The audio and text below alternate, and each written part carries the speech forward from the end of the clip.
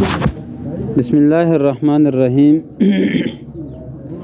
أما وزن الفعل فشرطه أن يختص بالفعل ولا يوجد في الاسم إلا منقولا عن الفعل كشمر وضرب، وإن لم يختص به فيجب أن يكون في أوله إحدى حروف المضارعة ولا يدخله الهاء كأحمد ويشكر وتغلب ونرجس، فيعمل منصرف لقبولها الهاء كقولهم ناقة يعملة.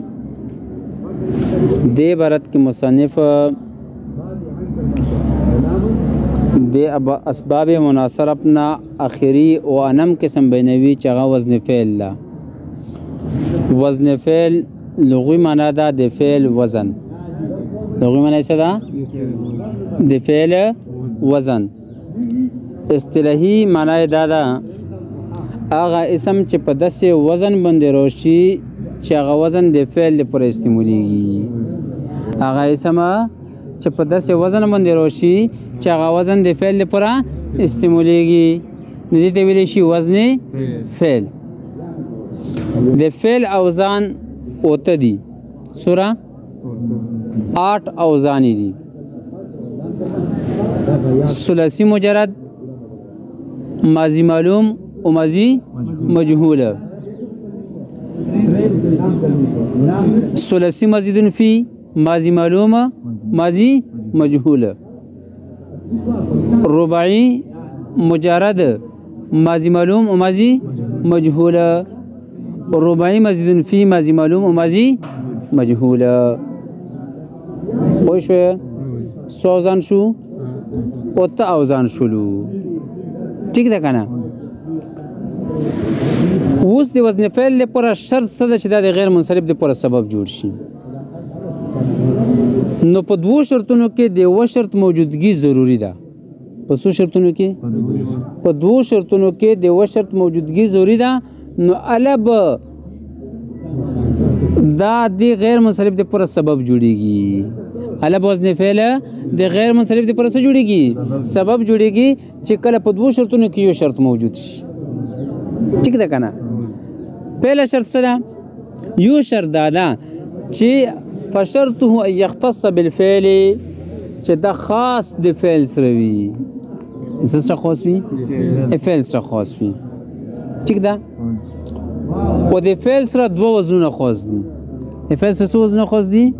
دوه وزنونه خاص دي. ٹھیک ده کنه؟ کوم کوم؟ یو دا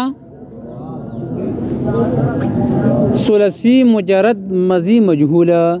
ثلاثی مجرد ماضی مجهول لکه ضربه، ته د فعل سره خاص ده. ٹھیک ده کنه؟ دویمه ثلاثی مزید فیه ماضی معلومه لکه شمره. لکه شی شمره. پوه شو په خبره باندې چې دا په داسې وزن باندې راغلی وي چې وزن خاص څه سره وي؟ فعل سره وي. او د فعل سره څو وزنونه خاص دي؟ دوه وزنونه خاص دي. ثلاثي مجرد ماضي مجهوله. ٹھیک ده کنه؟ دغه وزن د خاص څه سره ده؟ فعل سره لکه ضربه. ٹھیک شوله؟ او بل ثلاثي مزید فيه ماضي معلوم ولا وزن لکه شمره. ٹھیک ده کنه؟ دا خاص څه سره ده؟ د فعل سره خاص ده.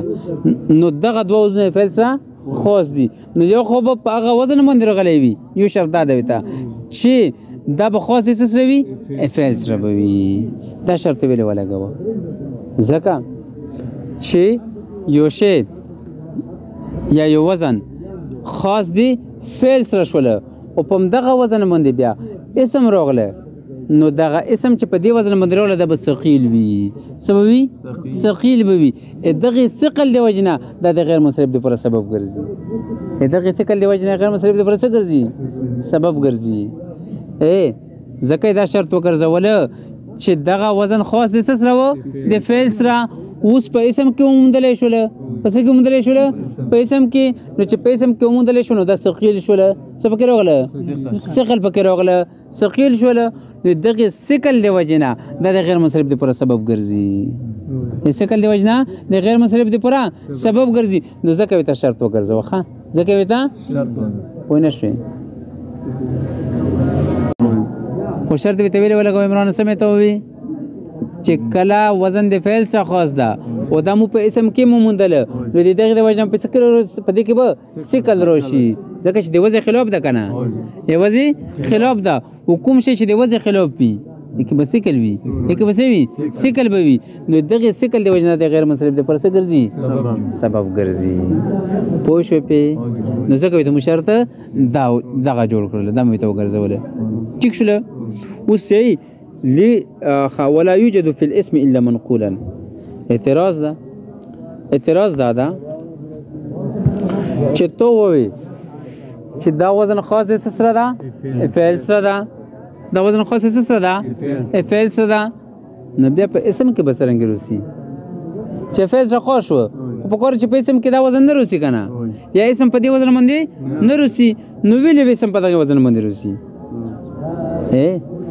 چې خاص دا د وضع په اعتبار سره څه په اعتبار سره وضع په اعتبار سره په اسم کې دا موندلی شي په اسم کې خو دا منقول د فعل نه اسم ته وي څرنګې یو وضع په اعتبار سره خو دا وزن د فعل لا فعل وي خو د فعل نه دا اسم منقول شوی وي د فعل نه د اسم څه وي منقول شوی وي پوه نه شوې پې اعتراض مې ته څه وکړله چې تو خو وي چې دا وزن به خاص د فعل سره وي ټیک ده که نه دا وزن به خاص سره وي نو چې فعل سره خاص شوله نو اسم په دغه وزن باندې څرنګه ګرځي چې یو شی د بل شي سره خاص شي خو همغیز که برسي بل څه خو بیا نه شي رتلی که نه نو چې تو یو وزن د فعل سره خاص کړله نو په دغې وزن باندې اسم څرنګه ګرولې په دغې وزن باندې اسم څرنګه ګرولې نو جواب دا ده چې اصل وضع په اعتبار سره د فعل سره خاص ده ٹھیک ده کنه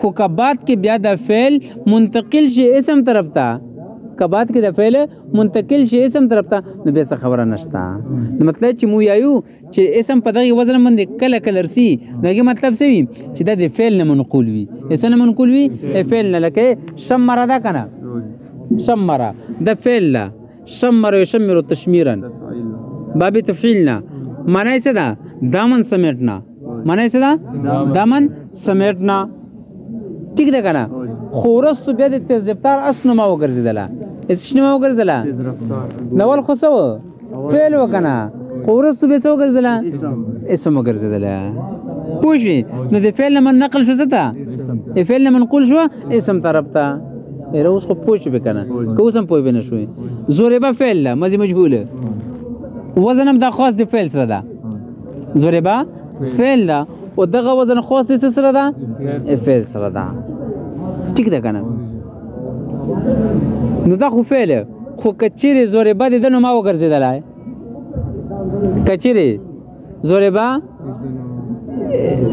ما در نه ویره شوم حفیظه ضربه د حفیظه نو ما جوړه کومو چې لکه د حفیظ نومانه څه شی ده ضربه نومای ده ښه ټیک شوله نو څه دا به بیا غیر منصرف دی پر دا اوس خو اسم شو کنه خو اصل کې څه فعل نو د فعل نه نقل شو اسم ته جوړ شوله فعل نه نقل شو یره اوس خو به پوي کنه که اوس هم نشو به پوي په نقل کېدل باندې پوي شو ولا یوجد ونبشي مندلې ده فی الاسم په اسم کې الا منقولا عن الفعل مگر چې دا به منقول سنه د فعل نه کا شمر و ضربه نو شمر منتوس تم وکړه چې معنی د دامن سمیټنا خو بعد کې بیا تیز رفتار اسنو ما وګرځیدله نو منقول شو د فعل نه طرف ته اسم طرف ته یا ضربه فعل لا فعل مجهول او کچره چانو ماشي نو بیا څه شي بیا به اسم شو اسم غیر منصرف بشي ټیک شو کنه غیر منصرف بشي پوه نه شوې اوس یو بل اعتراض چې د ماضي معلوم فعل سره تو خاص د ماضي مجهول څخه کړله بل اعتراض په دې ذکر سي چې تو مثال پیش کول نه څه مثال دې پیش کړله ماضي مجهول مثال دې پیش کړله ماضي معلوم مثال دې ویل نه پیش کوله په ثلاثي مجرد کې ٹھیک ده کنه ضربه به دې ویلې وای کنه ضربه دې ویلې نه وي چې ضربه د فعل سره خاص نه ده ضربه وزن د فعل سره خاص نه ده چې په دې وزن باندې اسم مرسي په دې ځای باندې اسم مرسي لکه حجره حجرون قال ضربا حجر درسی پی ٹھیک ده کنه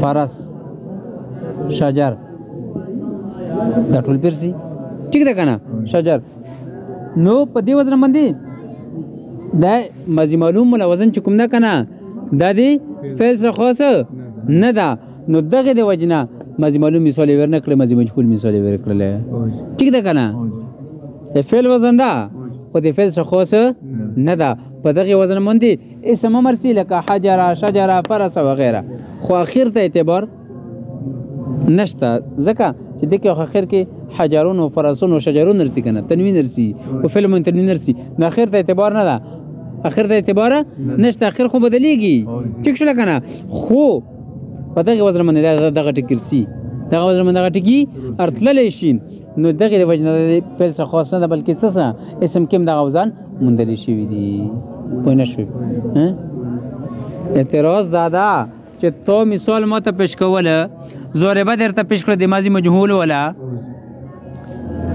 په دې مثال باندې اعتراض رسي چې تو ما ته مثال پیش کړه ضربه د ماضي مجهول ولا مثال دې پیش کړل نو ماضي معلوم ولا مثال به درته پیش کړه وای کنه هم دې فعل وزن ده ٹھیک ده کنه نو جواب دا ده چې مو په شرط کې ووي چې دا به خاص وي د فعل سره او ضرب د ماضي معلوم ولا وزن ضربه دا د فعل سره خاص نه ده ویلې سره خاص نه ده ځکه چې په اسم کې دغه وزن موندلی شي ٹھیک ده کنه ځکه چې حجر د فعل په وزن باندې ده کنه فرس د فعل په وزن باندې ده شجر د فعل او د ضربه په وزن باندې ده پوه شي په خبره باندې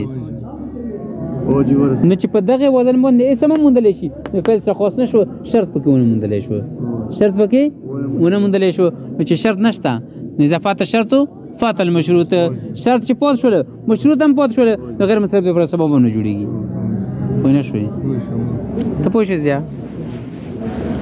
ښه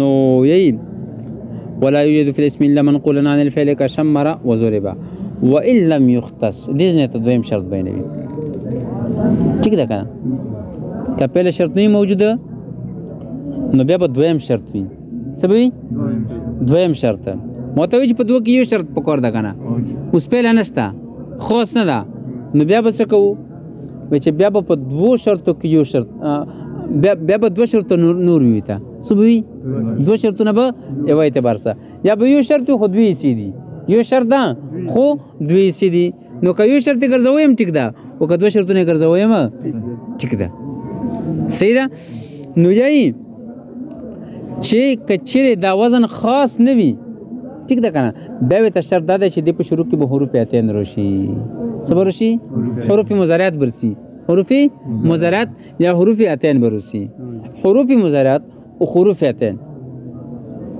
ټیک ده کنه ویلې دا شرط ولګوه ځکه دا شرط ولګوه چې کله یو وزن په شروع کې دا حروف راشي نو دا وزن خوش شي د څه سره فعل سره دا وزن خوش شي څه سره فعل سره نو دغه د وجنه ته شرط ولګوه چې د په شروع کې بس وي حروف اتین به وي ټیک شو خو دې سره سره یو بل شرط هم ده دې سره سره یو بل شرط هم ده چې دې په اخر کې به داسې تا نه وي دې په اخر کې به داسې تا نه وي چې ها قبلې وي یعنی په حالت د وقف کې په ها باندې بدلېږي ٹھیک ده دا شرط ویلې ولګوه ځکه چې غیر منصرف یو کلمه غیر منصرف ګرځي دا د فعل سره مشابهت دی وجنه ګرځي څه سره د فعل سره مشابهت دی وجنه او تای متحرکه تای تانیث دا علامت د څه شي ده اسم ده نو دې د وجنه فعل سره مشابهت کمیږي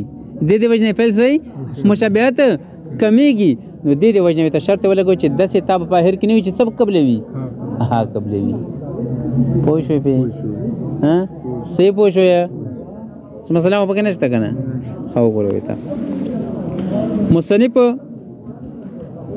پهله شرط پورا سلور مثالونه درکړي دي سورا ٹھیک ده کنه ویلې زکه چې حروف اتین سره وو سلورو مصنف هم سلور مثال درکړو احمد پاول کې الف ده یشکر په شروع کې څه ده یا ده تغلب په شروع کې څه ده تا ده او نرجس په شروع کې څه ده نون ده ټیک شول اوس احمد یشکر تغلب ده خو نومې دي څه دي علم ده ټیک شول کنه څه ده علم ده او نرجس دا اگر چې علم نه و ګل نرګس ته ویل شي نرګس کی پول ټیک شول کنه هغه ته ویل شي خو ورستو دام دی وسړی نو ما وګرځیدله ورستو دام دی وسړی نو ما وګرځیدله نو یو پکې وزن فعل شول او بل پکې څه شول علمیت شول و مخکې مثال نو کې یو وزن فعل او بل پکې څه علمیت و پکې پوه نه شو پوه شو نو یی وإن لم يختص به كچر خاص نوي دي سره فيجب واجب دي يكون في اوله چې وي دي په اول کې احدى حروف المضارعات یو د حروف مضارعات نه او حروفتين دي او سوره دي څلور حروف دي ولا يدخلها ولا يدخلها ونه داخلي کې په دې باندې ها همته چې دې مطلب څه چې دې په اخر کې د ستانوي چې په حالت د وقف کې په ها باندې بدليږي كقولهم ناقه يعمله اوس دا ته په د شرط ثاني د شرط دویم شرط په دویم شق باندې تفریق کوي ٹھیک ده کنه په دویمه حصے باندې تفریق کوي چې لکه ناقه يعملون دا به منصرف وي يعملون بسوي منصرف به ویلي ځکه چې دا په حالت د وقف کې څه کی ها قبلوي ٹھیک ده دې په اخر کې تاروسی کله کله چې په حالت د وقف کې څه کی ها قبلوي ٹھیک شو سرنګي چې لکه عرب یې ناقه يعملتون يعمل اوخه ته ویل شي چې کومه اوخه بوجو چتوي او مضبوط او طاقتور وي مضبوط او طاقتور وي نوغه ته ویل شي يعمل ٹھیک شو عربي ناقه يعملتون يعمل په اخر کې تا روغلا کنه تا پکې روغلا او د ستا چې په حالت د وقف کې څه باندې بدلېږي ها باندې بدلېږي نو په دې ځکه به دا به غیر منصرف دی پر سبب نه ګرځي بلکې یا به دا غیر منصرف نه وي دا به څه وي منصرف به وي دا به څه وي باستا